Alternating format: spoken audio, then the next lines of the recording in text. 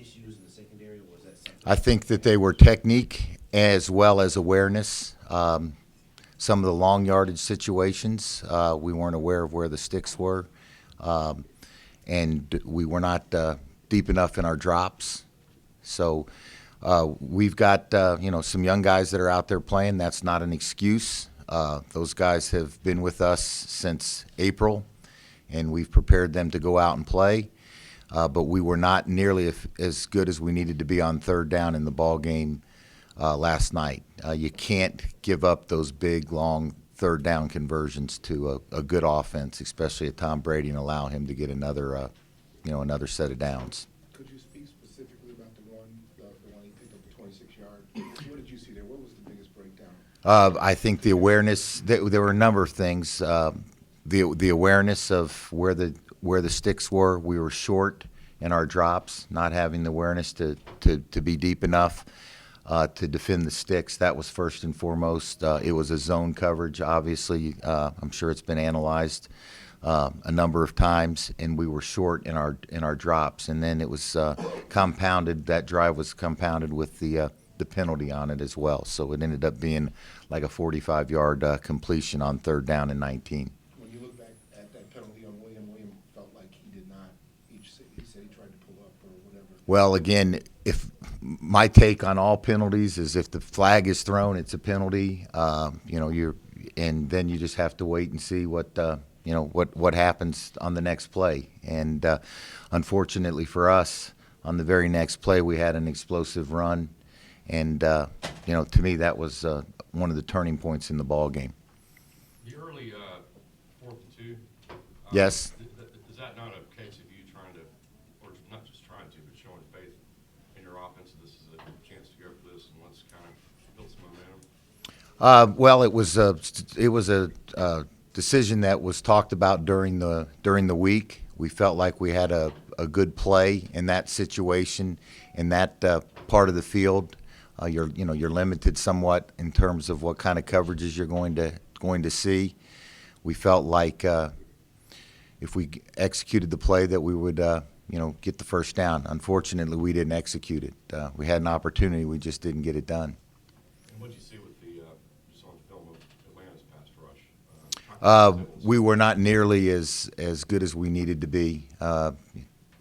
We did not produce any sacks in the ball game last night.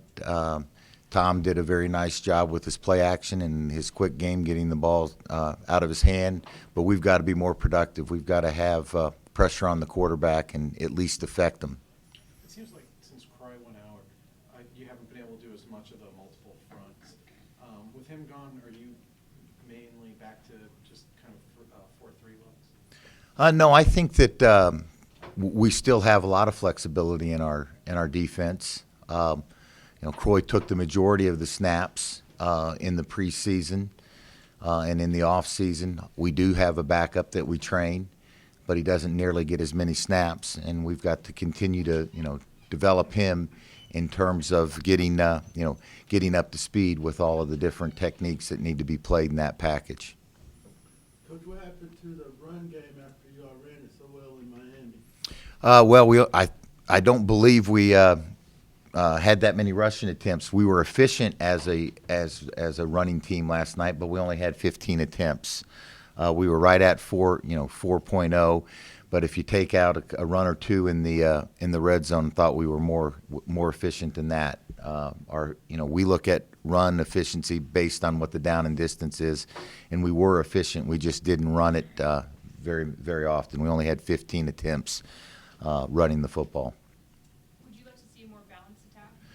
Again, the way we're going to attack a defense is going to be based on how they're trying to defend us.